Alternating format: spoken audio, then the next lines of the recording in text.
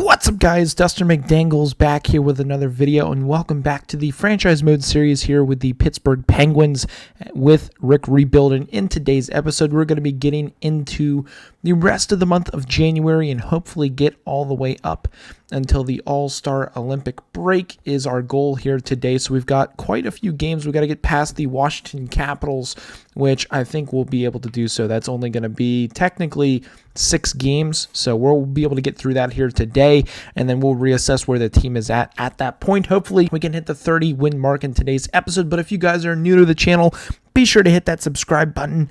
If you are new, I know we just hit 400 subscribers this week, and we are continuing to grow every single day, guys. So again, hit that subscribe button if you are new. If you guys love franchise mode or NHL in general, subscribe to the channel. Help grow the community. We're trying to hit 500 by the end of the year. I know it is quite a goal, but we're going to try for it. So let's hit that subscribe button. But we're going to hop into this episode here today. We're going to get up to the Winnipeg Jets. We finally, in the last episode, if you did miss it, put Tuukka Rask back in between the pipes as he is back fully healed from his injury 2 episodes ago. And we are taking on the Winnipeg Jets 1-1 after the first. Bluger and Wheeler on the goals. After 2, we're down 3-1, so we'll let the computer do its thing. We almost come back. Crosby, Boyle on the goals. Kopp with the goal to seal the deal for the Jets as we lose 4-3 in a hard-fought battle against the Winnipeg Jets. Always tough to lose one. Now, ooh, that's tough. Jeff Carter out till January 30th. Technically, that's only a few days from now, but that is a tough blow to the lineup. Second line center is out. We've got Heinen, who we can throw in. I'm wondering if he fits on that second. He does not. Does anybody else fit that line better? We could move Boyle up. Rodriguez also technically plays center. And we'll give him a shot. We'll give Heinen a go there on the 4th line, and we'll let that roll here in the simulation as we've got a game against the struggling Desert Dogs, Arizona Coyotes. We got to find a way to win this thing here. We've got a 4 or 5 game homestand here. At least the next 4 games are at home. So we've got to find something here in the tank, win at least 3 of these games. 0-0 after 1.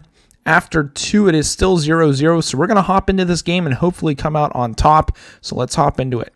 Big third period ahead of us here, tied against these struggling Coyotes. We got to find a way to get this puck into the back of the net if we want a chance to continue on this season playing great hockey, as Crosby's going to start the thing off right in the third period here on a quick goal. Gets us up 1-0. That was almost too easy for his 23rd of the season, 23 seconds into the period.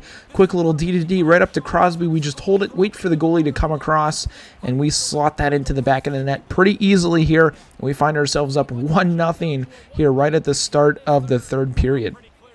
He's into the zone, gets around 1. Rodriguez behind the net, looking for somebody. We find Guniarov.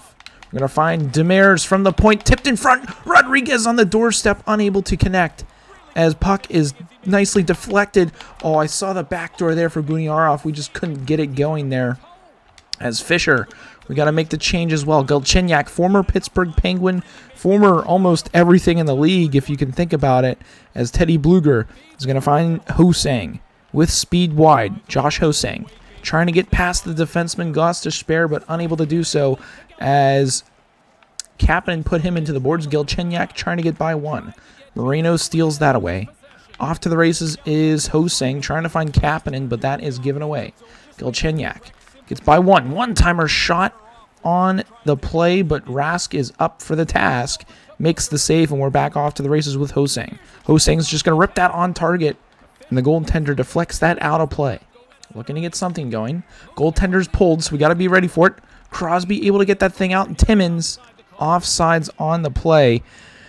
We're going to get our second line out there to see what they can do. Maybe we can try to snag 1 empty net goal here to seal the deal. Maybe hook up Guniarov on the play. Rodriguez, big face-off here. Got to win it. He does so indeed. Dumoulin will find Rusty. Rusty trying to get that thing on target. Guniarov trying to beat Timmins to the puck. He gets a nice poke. Guniarov, he's going to steal it. seal the deal in this game, getting his 11th of the season.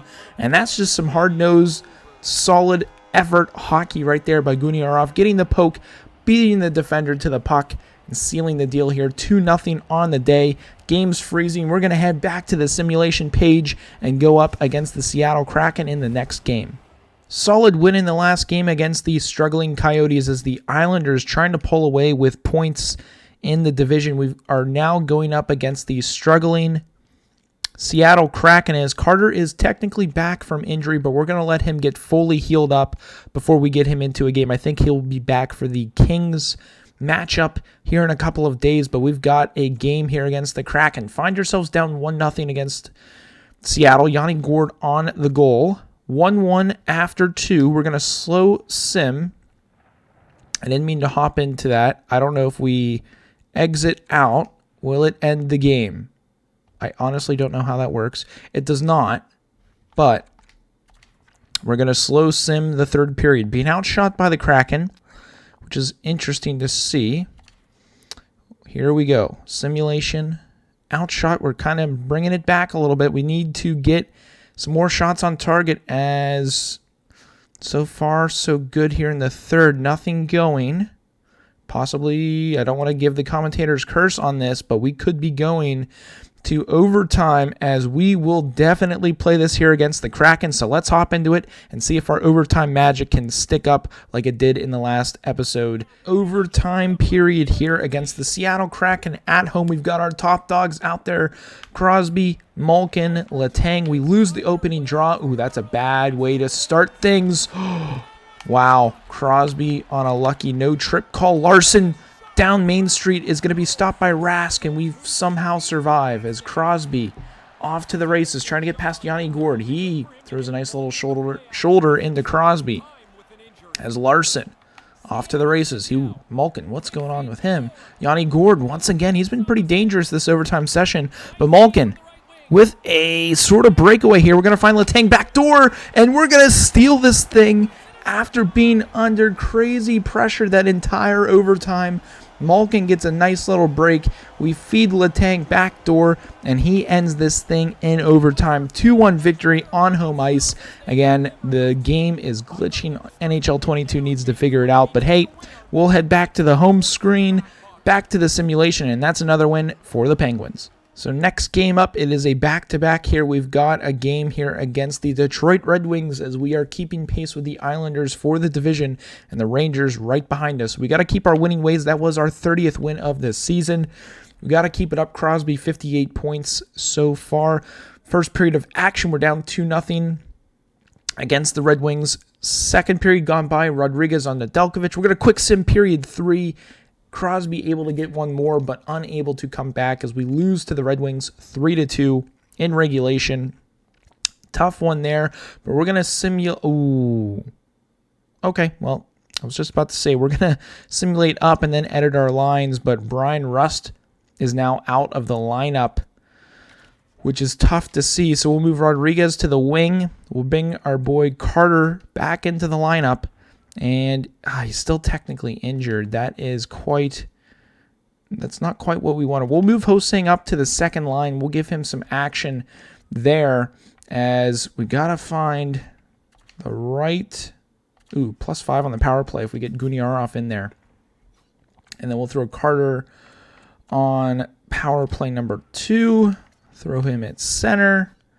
And then we'll get some other things going around. But this is definitely... I mean, it's interesting for sure. We want to get Carter in here. Make us put a defenseman. We'll get Carter back into the lineup. And bada bing, bada boom, that's there. We'll move Heinen there, and that is what we will do for the lineup.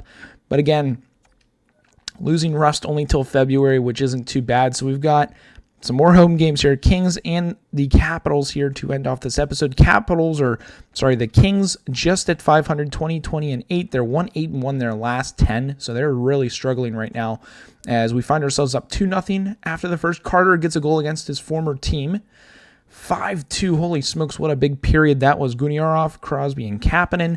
Quick sim period 3. We end up putting some more in the back of the net. Carter getting another on the day. 7-3 victory against the struggling Kings, and we will take that all day, every day.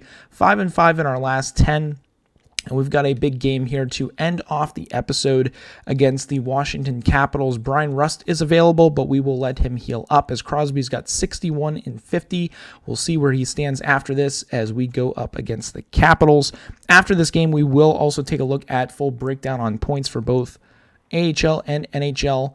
Up 2-1 after the first. Carter, Letang, Backstrom. Carter really popping off ever since coming back from his injury. 3-3 after the second as Letang, Kempney, and Sheary on the goals. Well, quick sim period number 3, and Crosby and Malkin, our top 2 players, get it done in the third period, giving us the 5-3 victory against the Washington Capitals. What a way to go into the Olympic break. And honestly, we're just going to simulate up to the next game, get everyone back healthy, and we'll then, at that point, take a look at stats and standings to see where we're at. Man, the Maple Leafs are just absolutely flying. 74 points. We got a trade offer, 4th and a 5th. For that, I don't want to give away Boyle. He's been playing some decent hockey, but definitely going to be interesting here getting to the trade deadline as we're going to want to make some moves. Jurozug is able to play in the next game. We'll just leave it as is. But here we are, guys. It's February 24th. We don't know who's won the Olympics or who's won the All-Star game because they don't have that in NHL.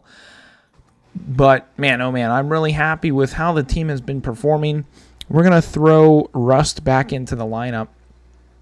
Although I do want to take a look at Rodriguez to see how he is technically done. 16 games, 4 points, not the best. So we'll move Ho-Sing back to the third. We'll move Rodriguez out of the lineup, get Rusty back in. He is back to full health. And we'll now take a look at team points. Again, if the trend is continuing, our first line is going to be leading the way. Before we even hop into that, I want to see where the AHL team is right now. 45-11-1. They are absolutely flying with victories. That is absolutely crazy. Leading the division. Holy smokes, 91 points total. That is actually crazy. They lead the AHL by 11 points. That's absolutely crazy. Well, hopefully they will keep things up at the AHL level. But Crosby, 64 points in 51 games played. Not too shabby. He's on pace for at least 100 points on the year. Malkin slowing down a little bit.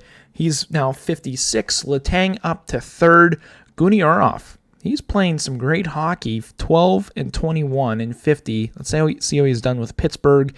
18 games, 12 points. -3. That's okay. He's got 40 shots in 18 games played. That's awesome. He's obviously shooting the puck. He's loving his opportunities. I want to see his time. 17 minutes a game. So that's not too bad, as opposed to Gensel, who's 19 with 43, so making the most of his opportunities. Carter having an okay year, 28 points in 48 games played. Ho-Sang, 26 and 51, pretty good for a free agent signing, if you ask me. Really, really happy. I want to take a look at his career stats, because when you take a look, 26 and 51, he had, what was his last NHL season? 22 games, really, 12 points. So he's playing great hockey for us. Really happy with his production on that third line. Capping in a little bit of a down year, but he is playing third line minutes. Brian Rust, he's not having a big contract year. We'll revisit what he's actually asking here near the end. Teddy Bluger, solid third-line stats, 20 points in 51 games played. That's what you want to see from a third-line centerman. Boyle, 10 points. Again, fourth-line players are playing great. Rodriguez, Zach Aston Reese, I guess 4 points, 16 games. We like giving some guys some playing time. But, man, team, honestly, Joseph, 12 points, 45 games. That's pretty good for a third-line defenseman and a rookie to boot. Let's take a look at goaltenders. Tuukka Rask, he's got a 9-1-6 with a 2-2-1, 24 wins in 36 games played. That is some pretty good stats right there. Let's take a look at the league for goaltenders, and he did drop down a bit due to the injuries. Bobrovsky leads the way, but hey, 5 shutouts, not too shabby. Let's take a look at all skaters. Is Crosby leading the way? Still, he might have slowed down, but he is still leading by a pretty sizable margin at this point in the season, as Malkin also in third position there. So that's pretty awesome. Actually, I want to see defenseman. Is Letang up there for points? Letang is leading the league in points for defensemen. So potential